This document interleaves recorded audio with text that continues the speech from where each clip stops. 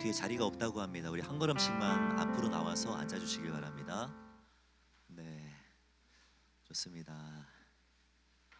조금만 더, 조금만 올 수 있는 대로 최대한 앞으로 나와주시면 감사하겠습니다. 네, 우리가 함께 나눌 말씀은 고린도후서 6장 말씀입니다. 고린도후서 6장 1절부터 10절까지의 말씀을 함께 보겠습니다. 고린도후서 6장 1절부터 10절까지의 말씀입니다. 이 친구는 뭐 어떻게 해야 될까요? 예, 감사합니다. 고린도서 6장 1절부터 10절까지의 말씀 우리 한 절씩 교독하겠습니다. 우리가 하나님과 함께 일하는 자로서 너희를 권하노니 하나님의 은혜를 헛되이 받지 말라.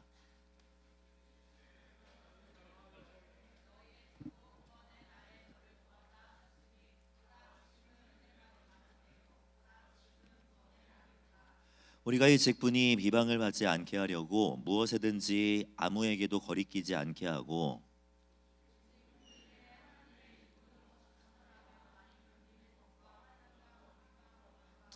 매맞음과 갇힘과 난동과 수고로움과 자지 못함과 먹지 못함 가운데에서도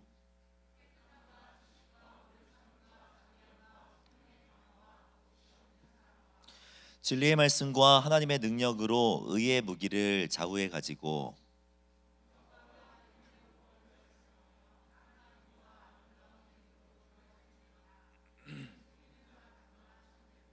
무명한 자 같으나 유명한 자요 죽은 자 같으나 보라 우리가 살아있고 징계를 받는 자 같으나 죽임을 당하지 아니하고 근심하는 자 같으나 항상 기뻐하고 가난한 자 같으나 많은 사람을 부요하게 하고 아무것도 없는 자 같으나 모든 것을 가진 자로다. 아멘. 이 고백이 여러분들의 고백이 되기를 축복합니다.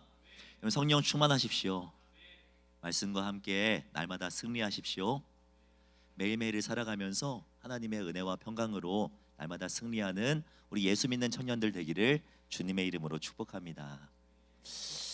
여러분 테니스 선수 하면 제일 먼저 떠오르는 사람이 누굽니까? 샤라포바요? 예. 남자 테니스 선수 중에 노박 조코비치라고 하는 선수가 있는데 뭐 알죠? 랭킹 1위이고요. 남자 프로 테니스 역사상 가장 높은 랭킹 포인트를 획득한 선수가 이 조박 노코비치입니다. 네, 그런 이 조코비치죠. 예. 까치가 또 등장하면 안 돼요, 여러분.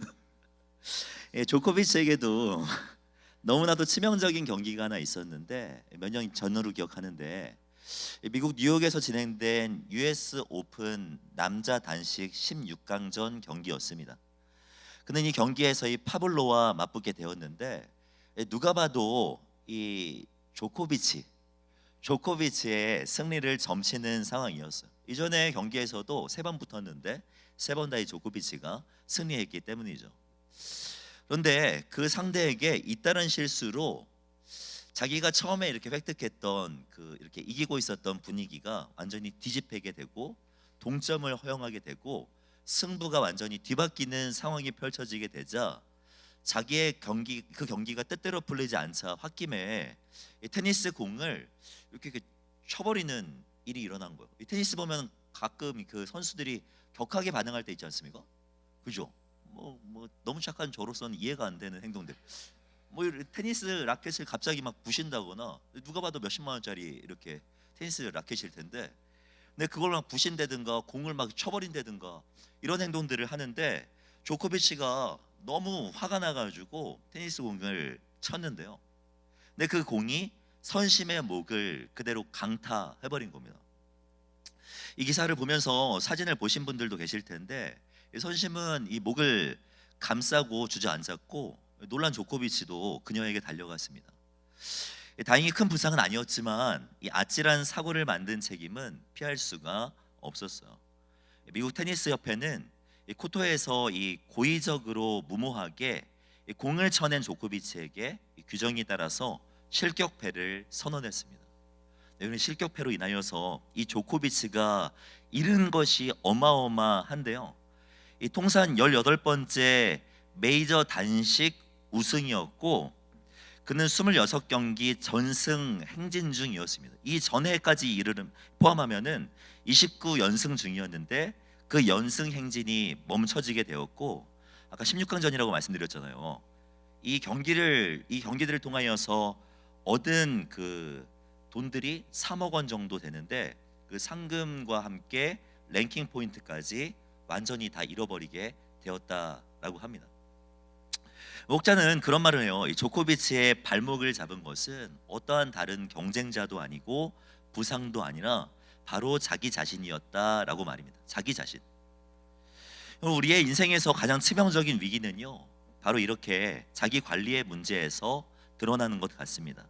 자신의 무절제한 감정, 상처, 분노, 이 사소한 좌절감을 관리하지 못해서 여러분 인생에 정말 큰 손실들을 볼 때가 있지 않습니까? 저는 신앙생활에 있어서도 비슷하다라고 생각해요. 하나님 앞에 우리의 가장 큰 장애물은요, 우리의 힘든 상황도 아니고 해결되지 않는 문제들도 아니에요. 어떤 사람과의 그런 깨어진 인간관계도 아니고 불확실한 미래도 아닙니다. 전 하나님 앞에서 가장 넘어서기 어려운 걸림돌은 우리 자신이라고 생각해요. 사실 솔직하게 말하면 우리 앞에 있는 많은 문제들은요, 우리의 신앙 관리, 주님과의 나와의 그런 관계의 관리만 잘해도 어느 정도는 넘어설 수 있습니다. 그러나 우리를 하나님의 은혜 아래 머물지 못하게 하고 이 받은 은혜들을 간직하게 못하게 하는 것이 있는데, 그것이 우리 자신일 때가 너무나도 많다라는 거죠. 오늘 본문을 보면 이 고린도 교회 성도들 또한 자신들 스스로가 하나님 앞에 나아가게 하는데 스스로가 장애물이 되었던 것을 볼 수 있습니다. 바울은 고린도 교회 성도들에게 편지하면서 이렇게 말을 하는데요. 우리 본문 1절 말씀을 보면, 우리가 하나님과 함께 일하는 자로서 너희들에게 권하노니 하나님의 은혜를 헛되게 받지 말라. 하나님의 은혜를 헛되게 만들지 말라라고 말씀하고 있죠. 무엇을 권면하고 있습니까? 하나님의 은혜를 헛되게 하지 말라는 거예요. 이미 너희들이 받은 은혜들을 잃어버리지 말라, 상실하지 말라라고 권면하고 있는 것 아닙니까? 바울이 쓴 편지들이 상당히 많은데, 이 바울 서신들을 이해하는 팁을 하나 드리자면, 바울 서신을 상황 서신으로 이해하는 겁니다. 그 상황이 있었기 때문에 바울이 이런 말들을 편지에 담아내고 있는 거죠. 그러니까 이 고린도전서 말씀을 보면은 이런 말씀이 있거든요. 그런즉 심는 이나 물 주는 이나 아무것도 아니로되 오직 자라게 하시는 이는 누구뿐이다? 누구뿐이다? 누구뿐이다? 하나님, 예수님 아니고요. 여러분 유치부입니까? 물어보면 다 예수님입니까, 여러분? 여러분 하나님뿐이다라고 말을 하지 않습니까? 여러분 이걸 이렇게 말하는 이유가 다른 게 아니에요. 갑자기 무슨 농부인가? 왜 무슨 물 주느니 뿌리느니 왜 갑자기 나와요? 당시의 교회 안에는요, 아볼로파, 베드로파, 예수 그리스도파 이렇게 당파 싸움이 있었는데, 자기들이 잘났다라고 이야기하니까 야 너희들 정말 아무것도 아니야. 많이 노력하는 건 알겠지만 그렇다고 너희들이 잘하게 할 수 있어? 너희들 아니야. 하나님이 정말 중요한 거야 라고 말을 하고 있는 거죠. 고린도전서 6장을 보면 교회를 가지고 세상 법정에다 가지고 송사하지 말라라는 말씀도 동일해요. 당시에 고린도 교회 안에는 서로 싸운 문제 가지고, 교회 안에 있는 많은 정치적인 문제를 가지고 세상 법정에 찾아가서 재판을 거는 사람이 있었거든요. 그래서 그 일들을 하지 말라라고 이야기하는 것 아닙니까? 그런 맥락에서 오늘 본문을 이해할 때 사도 바울이 하나님의 은혜를 헛되이 받지 말라라고 권면하는 이유가 무엇일까? 뭐예요? 고린도 교회 안에 은혜를 헛되게 만드는 사람들이 많은 거야. 예배드리면서 은혜를 많이 누리는데 그 은혜를 잃어버리는 사람들이 수두룩 빽빽한 거죠. 수련회 은혜 받고 많은 고백들이 있었지만 돌아서서 그 은혜들을 쉽게 잃어버리는 그런 예수 믿는 성도들이 정말 많았기 때문에 바울은 이렇게 권면하고 있는 건 아니었겠습니까? 고린도 교회 안에는요, 은혜를 헛되게 만들어버리는 사람들이 적지 않게 있었습니다. 무엇 때문에 그러냐면 교회 안에 침투해서 가르쳤던 거짓 교사들 때문이었습니다. 그들은 이 바울의 복음과 가르침을 완전히 거부했는데요, 더 이상 자기 자신을 위해서 살지 말고 우리를 위하여서 죽으신 예수 그리스도를 위하여서 살아야 된다라고 했던 이 사도 바울의 복음의 메시지를 거부하라고 가르친 거예요. 오늘 우리가 함께 읽은 말씀이 고린도 후서 6장 말씀 아닙니까? 바로 앞장인 고린도 후서 5장 말씀을 보면은요, 바울은 분명하게 성도들을 가르칩니다. 고린도후서 6장 5장일 텐데요. 오타입니다. 5장 15절을 보면 그가 모든 사람을 대신하여 죽으심은 살아있는 자들로 하여금 다시는 어떻게 살라고요? 그들 자신을 위해서 살지 않고 오직 그들을 대신하여서 죽었다가 다시 살아나신 예수 그리스도를 위하여 살게 하려 함이라 라고 말하죠. 성도의 삶에 대해서 분명히 이야기합니다. 자신을 위하여서 살지 말고 예수 그리스도를 위하여서 살아가야 된다고. 나를 위하여서 살아가는 것이 아니라 나를 위하여서 십자가 지신 예수를 위한 삶을 살아야 된다고 바울은 가르친 것 아닙니까? 근데 거짓 교사들은 이야기하는 거예요. 야, 그렇게 살지 않아도 돼. 적당히 살아도 괜찮아. 예수 그리스도를 위해서 사는 것이 아니라 너희들을 위해서 사는 것이 맞는 거야 라고 가르쳤고, 교회 안에 있었던 많은 성도들은 그 가르침에 현혹된 것이죠. 사랑하는 청년 여러분, 그리스도의 죽으심을 헛되게 만드는 것은요, 막 대단한 실수나 예수님을 향한 명백한 반항이 아니면 나 오늘부터 나 교회 안 갈 거야, 이런 것들만 예수님을 배신하는 게 아니에요. 자신을 향한 사랑 때문에 자신의 모든 것들을 버리신 그리스도를 향한 잔혹한 배신은 예수님을 위해서 살아가는 것이 아니라 나 자신을 위해서 살아가는 것입니다. 나 자신을 위한 삶을 살아가는 것이 주님을 향한 반항이고, 나를 위해서 죽으신 주님의 죽으심을 헛되게 만드는 것이라는 말이죠. 여러분, 청년 시대 때 여러분들이 정말 경계해야 할 것이 있다면 나 자신을 위한 삶입니다. 나 자신을 아끼는 것 되게 중요해요. 나 자신을 소중하게 생각하는 것 중요합니다. 하지만 정말 나 자신만을 나의 삶의 목적을 위해서 삼고 살아가고, 다른 것들도 싹 다 보지 않고 나 자신만을 바라보며 살아가는 것, 이것은 우리가 한번 돌이켜 보아야 할 죄악이라고 할 수 있는 것이죠. 우리가 이번 주부터 시작된 리딩 지어스를 통하여서 많은 청년들이 성경을 읽고 있는데, 저는 솔직히 이번 주 딱 시작하고 나서 많이 놀랐습니다. 솔직히 진짜 제 생각보다는 배로 많지는 않아. 많이 기대하긴 했거든요. 많이 설명했잖아, 그치? 야, 어떤 사역 가지고 3번이나 막 브리핑하고 막 이종철 집사님하고 이렇게 막 같이 막 목소리 크게 막 싸우면서 이렇게 설명할 수 있습니까? 없잖아요, 그죠? 근데 이 정도 강조해가지고 많이 참석할 줄은 알았지만 진짜 많은 청년들이 참여하고 있더라고.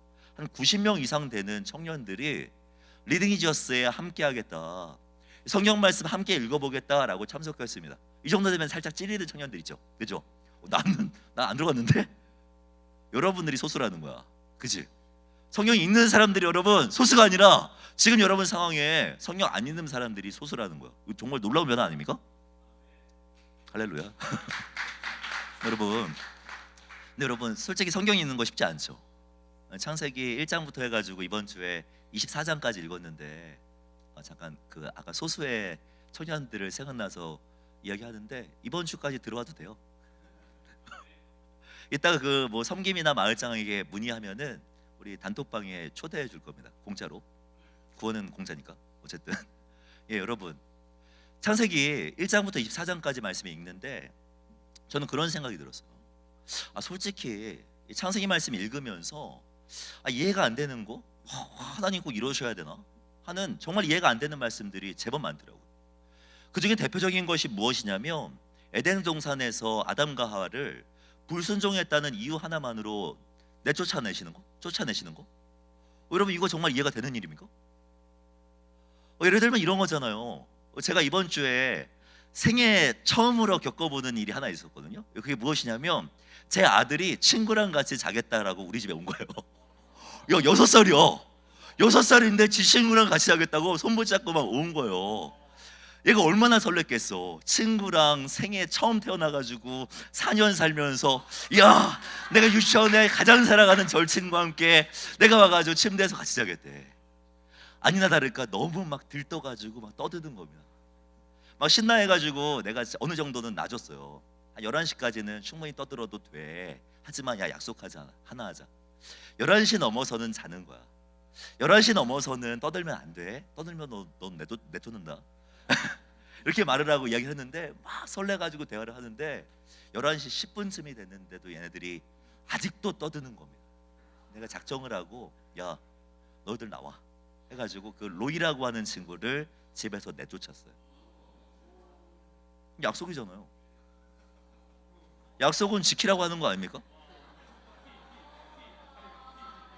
여러분 어떻게 감히 제가 이러지 마 이러면 여러분 설교가 진행이 안 돼. 여러분 어떻게 감히 제가 말을 했는데 그렇게 무시하고 그리고 내가 지금 목사인데 어떻게 여러분 저를 이렇게 할 수가 있어요? 내쫓은 건 아니고 그랬다고 쳐봐. 여러분 근데 생각해보면 하나님이 이러신 거 아니에요? 단 한마디의 약속이에요. 동산 중앙에 있는 선악과를 먹으면 내가 너희들을 내쫓는다. 너희들 정말 죽게 할 거야 라는 약속.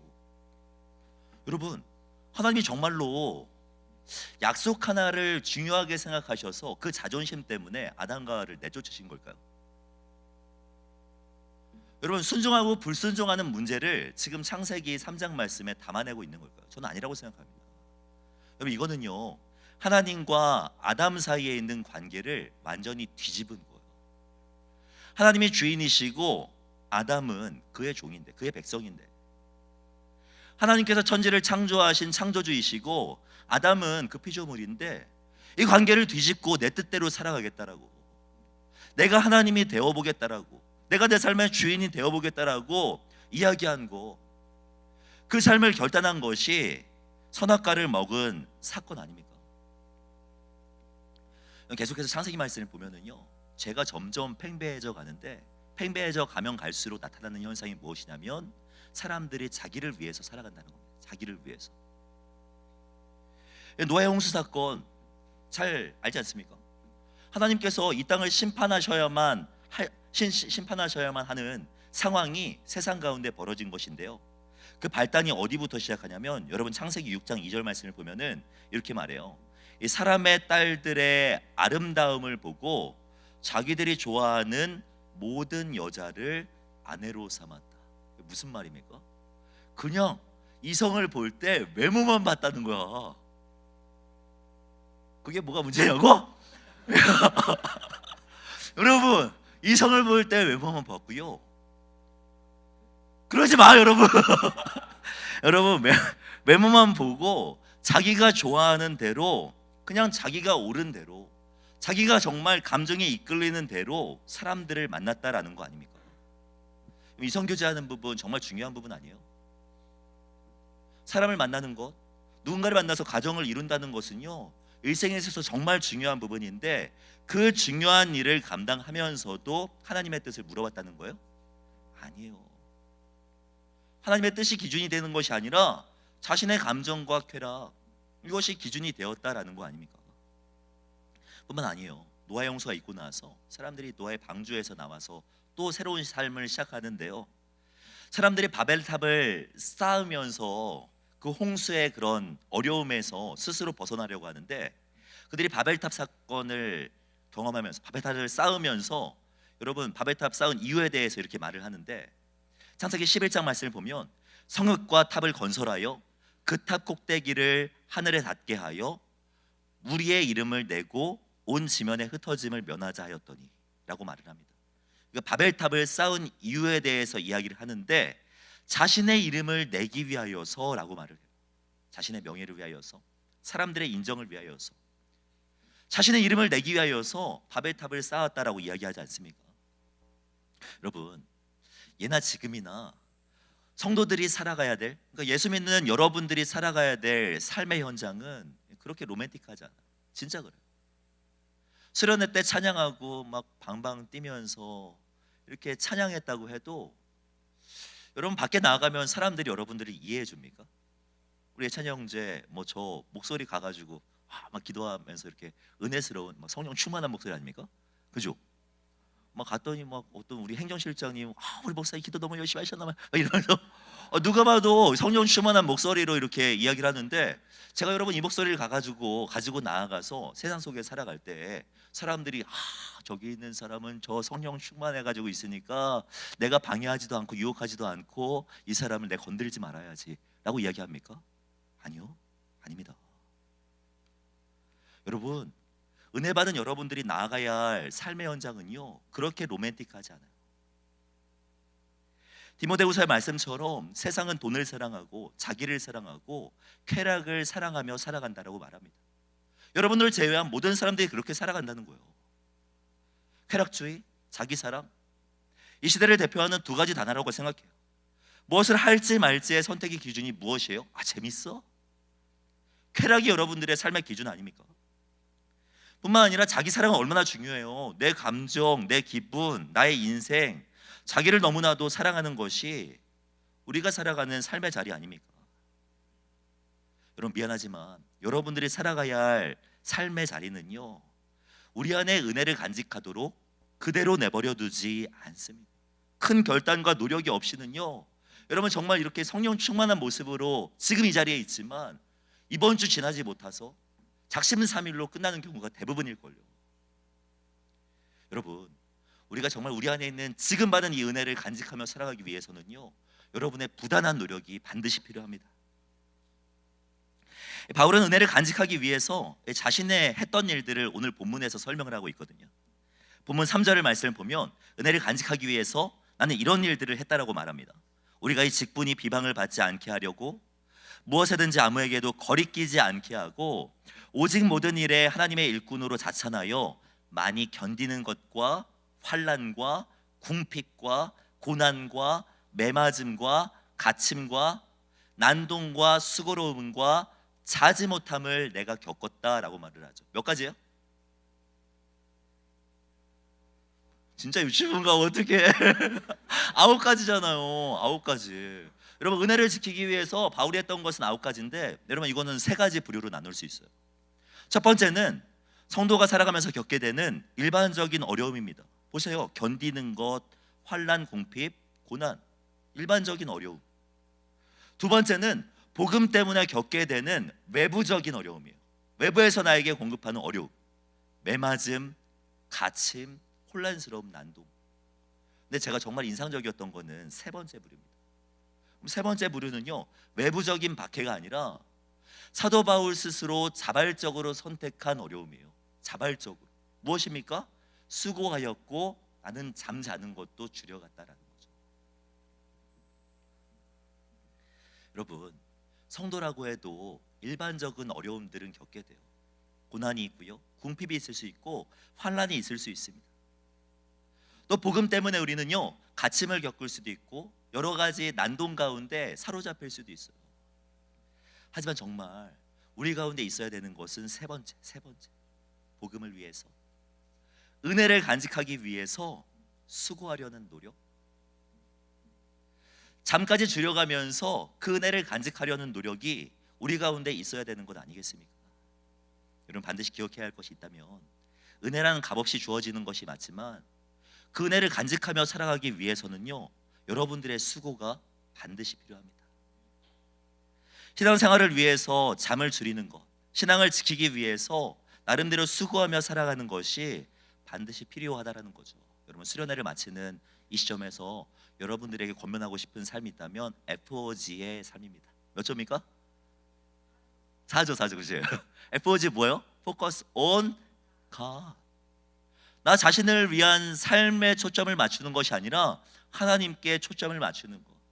하나님이 어떤 분이시고 하나님께서 무엇이라고 말씀하셨는지에 초점을 맞추는 삶을 우리는 결단해야 한다는 거죠. 여러분, 사도 바울은요 FOG의 삶을 살았어요. FOG의 삶. 자기가 겪었던 어려움을 소개했던 사도 바울은요 6절부터 7절까지 자기가 무엇을 붙들었는지를 이야기하는데 6절 말씀 보십시오. 사도 바울은 깨끗함과 지식과 오래 참음과 자비함과 성령의 감화와 거짓이 없는 사랑과 진리의 말씀과 하나님의 능력으로 의의 무기를 좌우에 가지고 살았다라고 이야기하죠. 무엇을 붙들었다라고 말을 해요? 거룩하기 위하여서 노력했다라고 합니다. 하나님을 아는 지식을 찾기 위해서 매일매일 힘썼다라는 거예요. 때로는 오래 참고 자비를 베풀며 이 성령의 가마 속에서 거짓이 없는 사랑을 하고, 그 다음 뭐라고 합니까? 말씀. 하나님의 그 말씀과 능력으로 의의 무기를 가지고 살아갔다. 그 말씀을 사모하며 살아갔다라고 이야기하고 있죠. 제가 수련회 때 기도회를 인도해 가면서 이 디모데후서 4장 7절 말씀이 너무나도 멋있게 다가오더라고. 이 사도 바울이 디모데에게 이야기한 그런 고백 아닙니까? 나는 이 선한 싸움을 싸우고 나의 달려갈 길을 마치고 일평생 믿음을 지키며 살아간다. 정말 멋진 고백 아닙니까? 여러분, 저는 이러한 고백이 그냥 쉽게 나왔다라고 생각하지 않아요. 바울도 인간이잖아요. 죄인 아닙니까? 날마다 얼마나 많은 유혹 가운데 살아갔겠어요. 바울이 수도원 생활했습니까? 아닙니다. 일터에서 삶의 자리에서 정말 많은 유혹들을 받았을 거예요. 하지만 그럼에도 불구하고 바울이 나는 선한 싸움을 싸웠고 나의 달려갈 길을 은혜 중에 잘 마쳤다라고 고백할 수 있었던 이유 중에 하나는요, 그에게는 에포지의 삶이 있었기 때문이라고 생각해요. 하나님께 초점을 맞추는 삶, 하나님의 말씀에 붙들리려는 노력. 되게 졸린데, 나 정말 바쁜데, 그럼에도 불구하고 내가 주의 말씀 붙들려고 하는 노력이 있었기 때문에 이런 고백이 있는 삶을 살아갈 수 있지 않았겠습니까?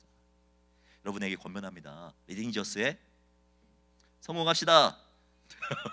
아멘. 그리고 하나 또 박수 한번 칠까요?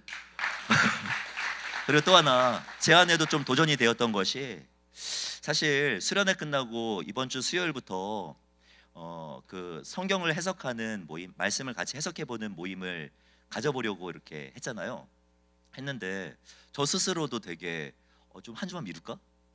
라는 생각이 들더라고요. 근데 두 가지 때문에 제가 미루지 않아야겠다라고 생각이 들었어요. 왜냐하면 첫 번째는 무엇이냐면, 여러분, 은혜라는 것은요, 여러분 3일 지나서까지 생각하지 않고 노력하지 않으면요 정말 쉽게 사라지기 쉬워. 여러분들 그렇게 대단한 사람 아니잖아요.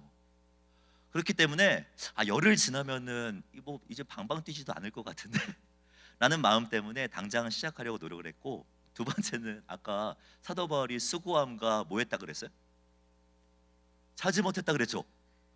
그 말씀을 계속 읽는데 계속 찔리는 거야. 제가 어제 12시에 여러분 보내고 내일 설교문을 못 써가지고 저 바로 이제 교육자실 올라가가지고 제가 자지 못했거든요. 자지 못하고 2시 반까지 이제 막 설교문 썼는데, 이 정도면은 저도 한 주 정도는 미룰 만한 그런 자격이 있지 않습니까? 근데 바울 앞에서는 약간 쭈구리가 되더라고.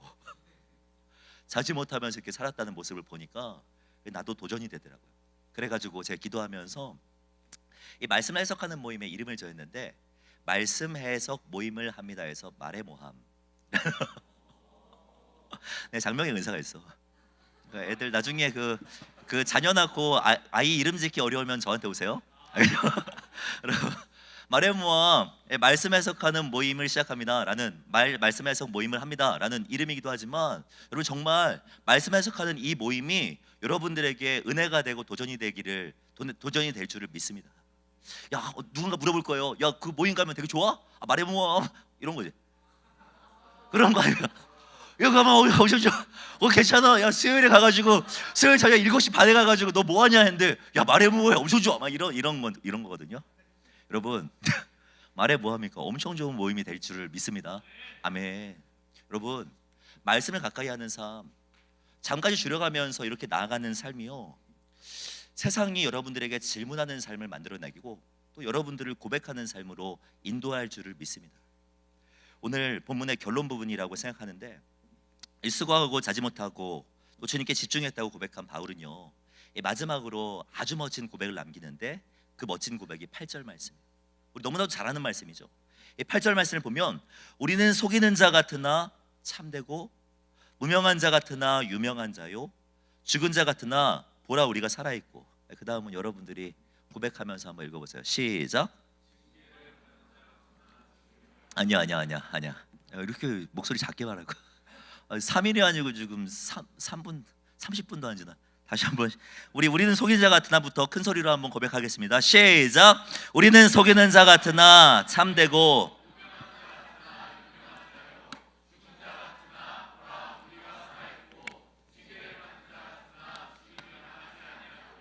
근심하는 자 같으나 항상 기뻐하고 가난한 자 같으나 많은 사람을 부유하게 하고 아무것도 없는 자 같으나 모든 것을 가진 자로다. 아멘. 아멘. 이 고백이 여러분들의 고백이 되기를 바래요. 우리 찬양하면서 많이 했던 아니 찬양하면서 내가 많이 했던 고백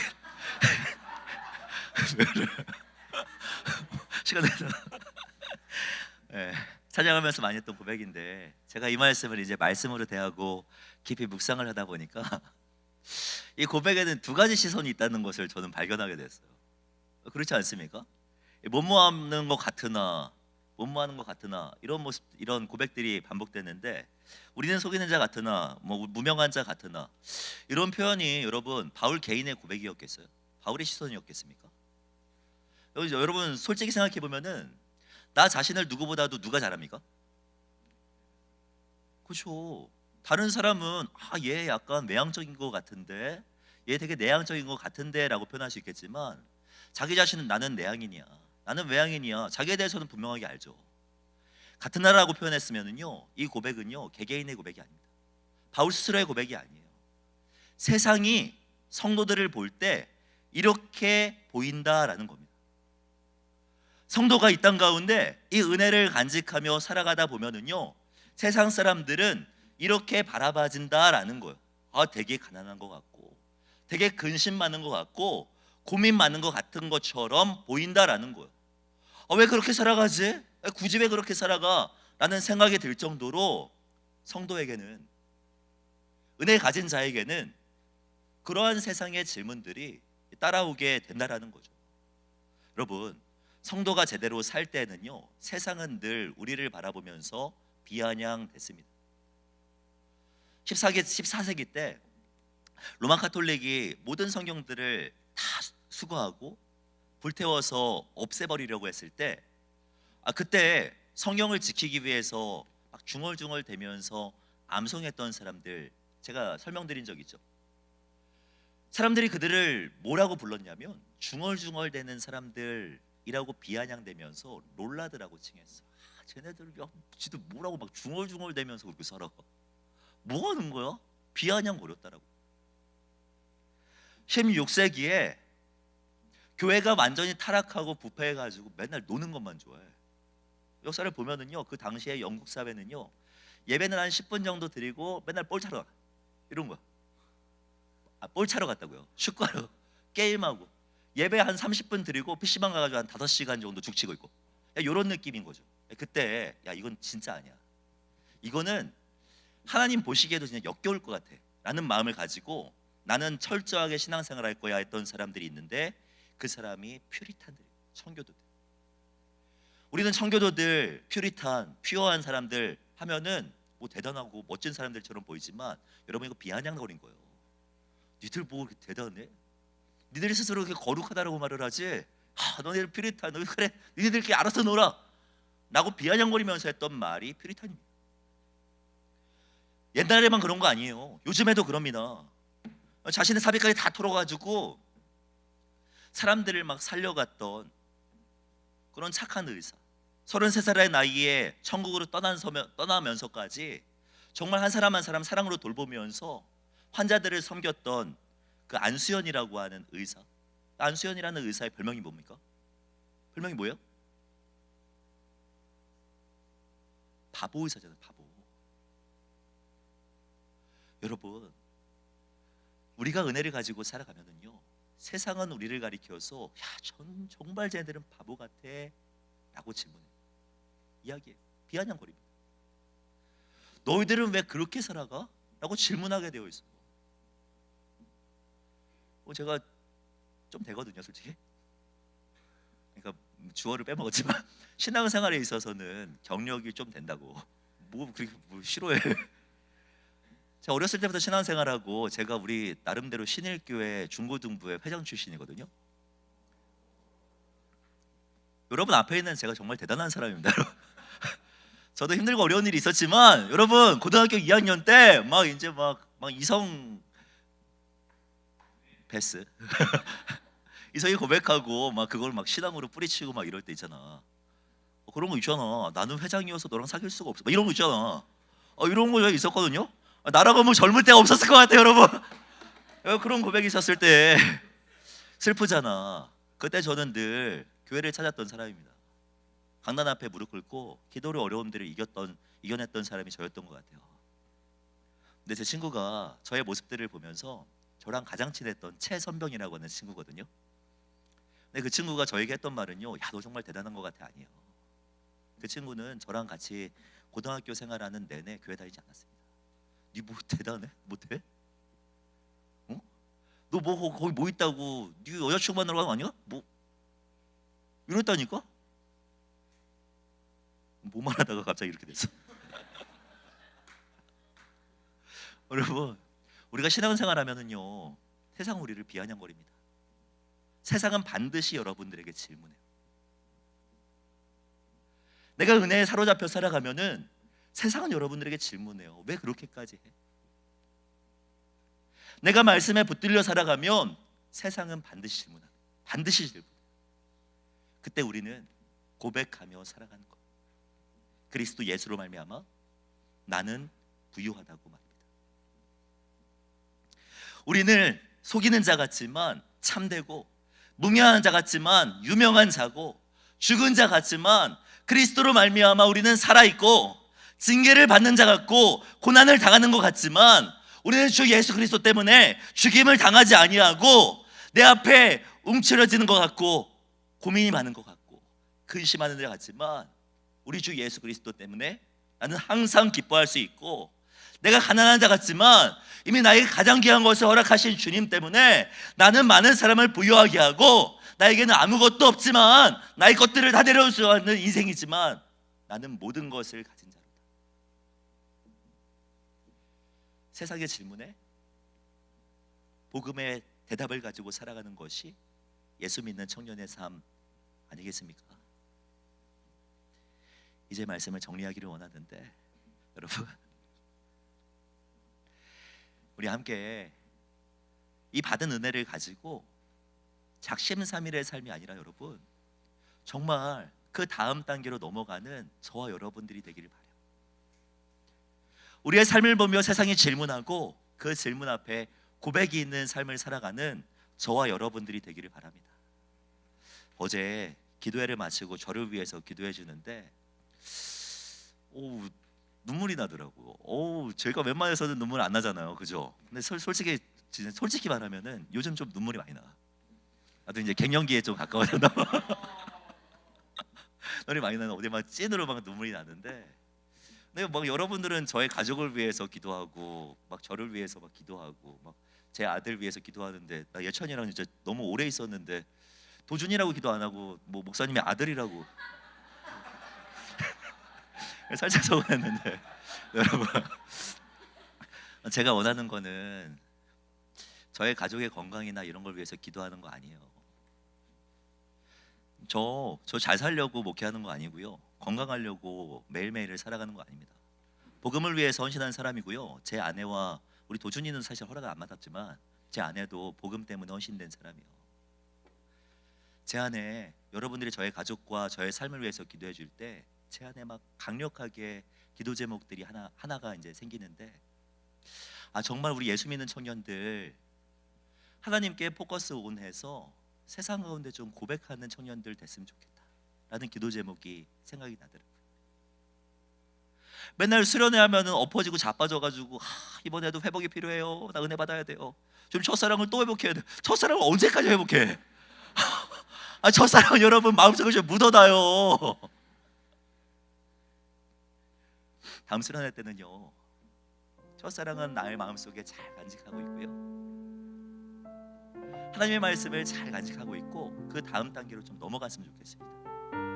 제가 여러분들을 위해서 기도하는 거 다른 거 아니라 이 기도하고 있거든요. 저 여호사 운동체 이제 비전인데요, 하나님을 사랑하고 예수 그리스도를 주인 삼고 성령님과 함께 고백이 있는 삶을 살아가고, 이 시대를 이끌어가는 쾌락주의와 자기애가 판연한 이 세상 가운데 이 세상을 번역시켜 나아가는 평신도 선교사로 하나님을 나라를 위하여서 헌신하는 사람이 되기 위해서 저는 사역하고 있습니다.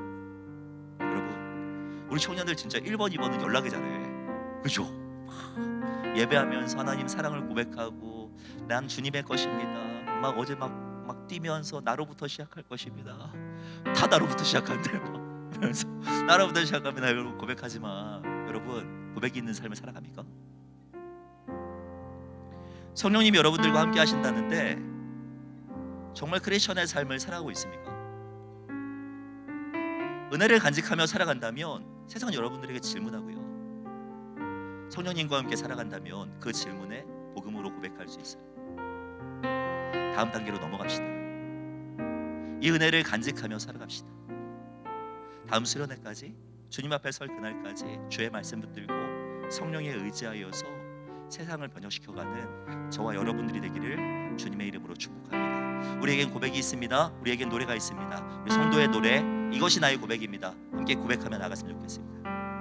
우리 다 함께 자리에서 일어나 볼까요? 자리에 일어나서 함께 고백하며 나갑시다.